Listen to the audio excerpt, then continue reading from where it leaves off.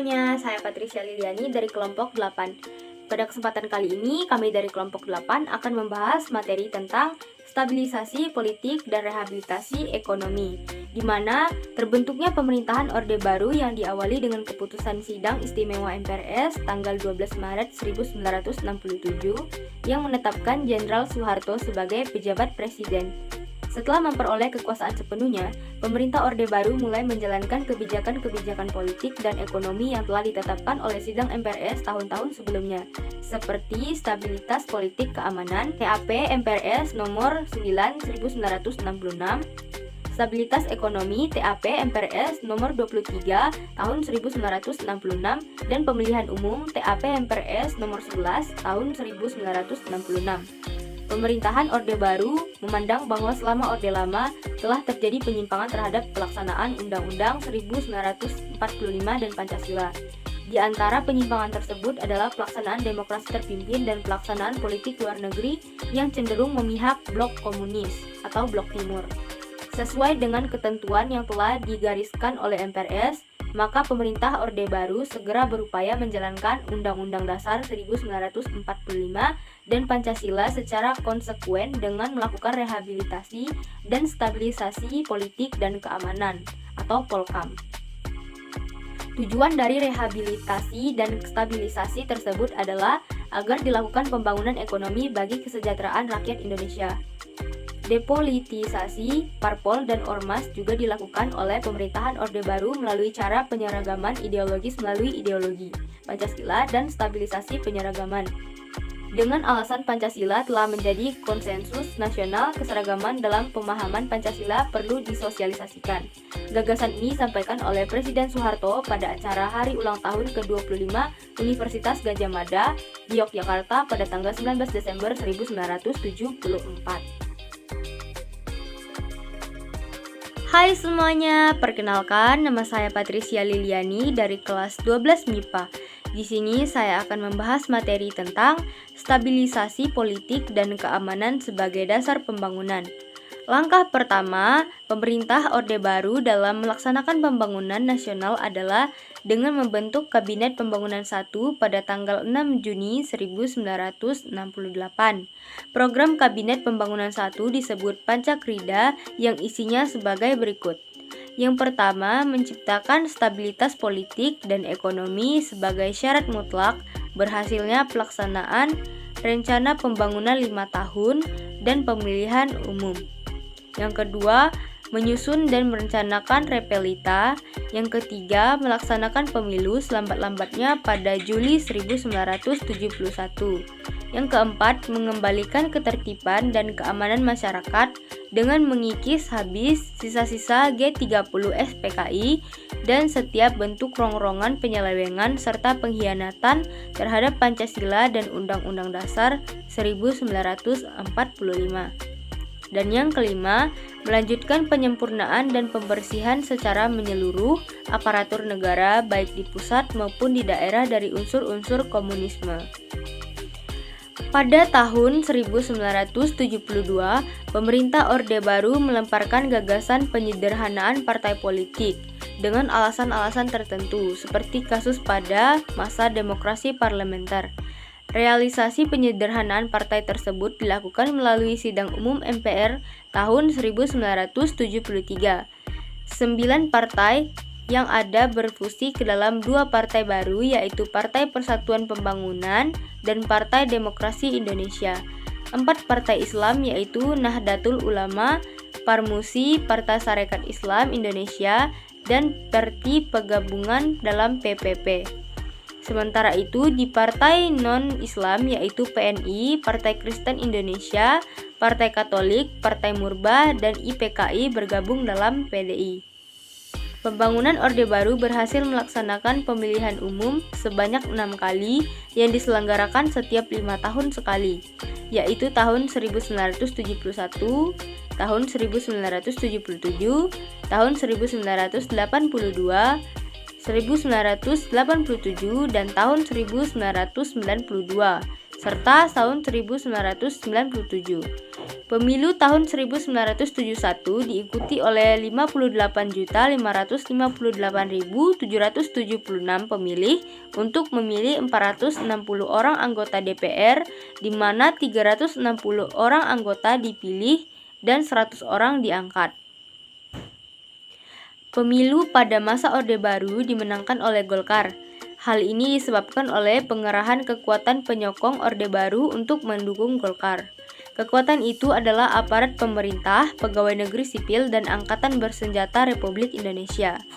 Pada masa Orde Baru, selain mengembalikan setiap dinamika kemasyarakatan, kebangsaan, dan kenegaraan dalam kerangka ketaatan terhadap Pancasila sebagai roadmap ideologis, pemerintah Orde Baru menghimpun energi semua komponen bangsa ke dalam agenda bersama yang diformulasikan dalam bentuk trilogi pembangunan. Berikut trilogi pembangunan. Yang pertama, stabilitas nasional yang sehat dan dinamis. Yang kedua, pertumbuhan ekonomi yang cukup tinggi. Yang ketiga, pemerataan pembangunan dan hasil-hasilnya menuju kepada terciptanya keadilan sosial bagi seluruh Indonesia. Makna pesan yang terkandung dalam trilogi pembangunan yaitu terwujudnya stabilitas politik dan keamanan, pembangunan di segala aspek kehidupan, dan pemerataan pembangunan beserta hasil-hasilnya. Sekian paparan materi dari saya dan akan dilanjutkan oleh teman saya. Baik, selamat siang. Saya dari kelas 12 MIPA ingin memaparkan materi tentang stabilisasi penyeragamaan. Depolitisasi parpol dan ARMOS juga dilakukan oleh pemerintah Orde Baru melalui cara penyelenggaraan melalui ideologis Pancasila, dengan alasan Pancasila telah menjadi konsensus nasional keseragamaan. Dalam pemahaman Pancasila, perlu disosialisasikan kegagasan ini disampaikan oleh Presiden Soeharto pada acara hari ulang tahun ke-25 Universitas Gadjah Mada di Yogyakarta 19 Desember 1974. Kemudian dalam pidatonya menjelang pembukaan Kongres Nasional Pramuka pada 12 Agustus 1976 di Jakarta, Presiden Soeharto menyerukan kepada seluruh rakyat agar berikarya diri sendiri mewujudkan Pancasila dan mengajukan proses bagi ikrar tersebut.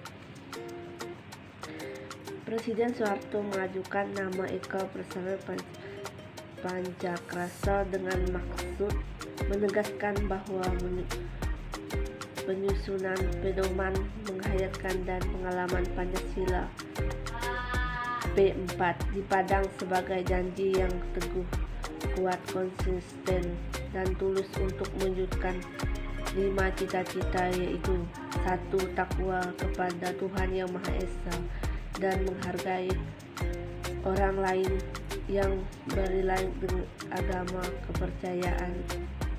2. Mencintai sesama manusia dengan selalu ingat kepada orang lain, tidak sewenang-wenang. 3. Mencintai tanah air, menetapkan kepentingan negara di atas kepentingan pribadi. 4. Demokratis dan patuh pada putusan rakyat yang sah. 5. Suka menolong orang lain sehingga dapat meningkatkan kemampuan orang lain. Presiden kemudian mengajukan Daftar P4 ini kepada MPR. Akhirnya pada 21 Maret 1978 rencana P4 disahkan menjadi TAP MPRS nomor 2 atau MPR 1978. Setelah disahkan MPRS, pemerintah membentuk Komisi Penasehatan Presiden mengenai P4 yang dipimpin oleh Dersoran Abdulmunis. Sebagai badan pelaksanaan dibentuk pada Pembina Pendidikan Pelaksanaan P4 dalam kurung BP7 yang dikedudukan di Jakarta. Tugasnya adalah untuk mengorganisasikan pelaksanaan program penataran P4 yang dilaksanakan pada tingkat nasional dan regional. Tujuan penataran P4 adalah membentuk pemahaman yang sama mengenai demokrasi Pancasila sehingga dengan pemahaman yang sama diharapkan persatuan dan kesatuan nasional akan terbentuk dan peliharaan melalui penegasan tersebut. Maka opini rakyat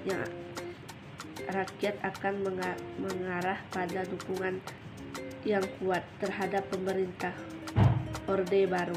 Penataran P4 merupakan suatu bentuk demonstrasi ideologi sehingga Pancasila menjadi bagian dari sistem kepribadian, sistem kebudayaan, dan sistem sosial masyarakat Indonesia. Pegawai negeri termasuk pegawai BUMN baik sipil maupun militer diharuskan mengikuti penataran P4.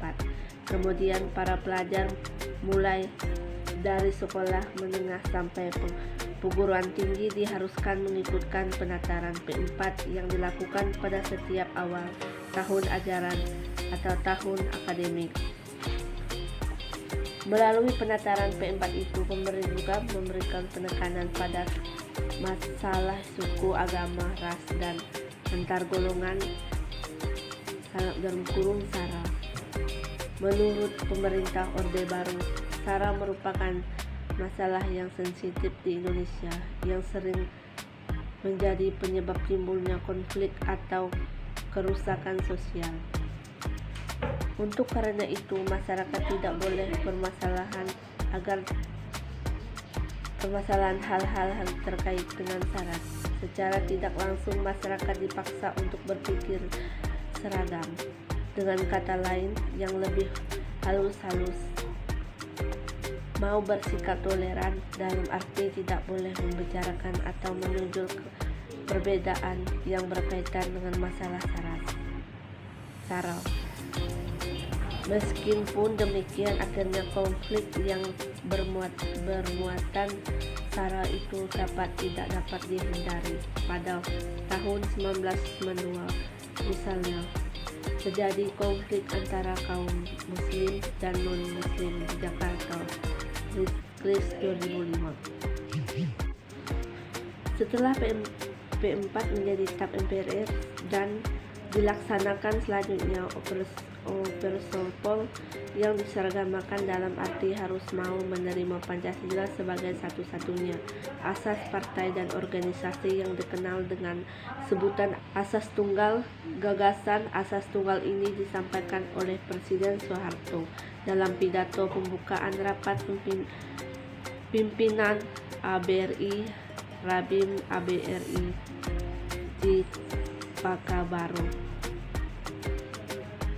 Riau tanggal 27 Maret 1980 dan dilontarkan kembali pada acara ulang tahun Kongres Pasukan Sandi Yudi Kombasnis Jakarta 19 April 1980. Gagasan Asas Tunggal ini pada awalnya menimbulkan reaksi yang cukup keras dari berbagai pimpinan umat Islam dan beberapa purnawirawan militer ternama, meskipun mendapatkan kritik dari berbagai kalangan. Presiden Soeharto tetap merumuskan gagasan itu dan membawanya ke MPRS. Melalui sidang MPRS, Asas Tunggal akhirnya diterima menjadi ketetapan MPRS, yaitu TAP MPRS MPR 2 atau 1983. Kemudian pada 19 Januari 1985, pemerintah dengan persetujuan DPR mengeluarkan Undang-Undang Nomor 3 atau 1919 yang menyatakan bahwa partai-partai politik dan Golkar harus menerima Pancasila sebagai asas tunggal mereka. 4 bulan kemudian, pada tanggal 17 sebagai asas tunggal mereka. 4 bulan kemudian, pada tanggal 17 Juni 1985, pemerintah mengeluarkan Undang-Undang Nomor 8 8 tentang Ormus yang menetapkan bahwa seluruh organisasi sosial atau massa harus mencantumkan Pancasila sebagai asas tunggal mereka. Sejak saat itu, tidak ada lagi ormas yang berasal lain selain Pancasila. Semua sudah seragam. Demokrasi Pancasila mengakui hak itu bernegara tunggal ika dipergunakan oleh pemerintah Orde Baru untuk mematikan kebinekaan tersebut. Pemerintah atau mencekal tokoh-tokoh kritik kebijakan pemerintah Orde Baru. Sekian dari saya ucapkan terima kasih.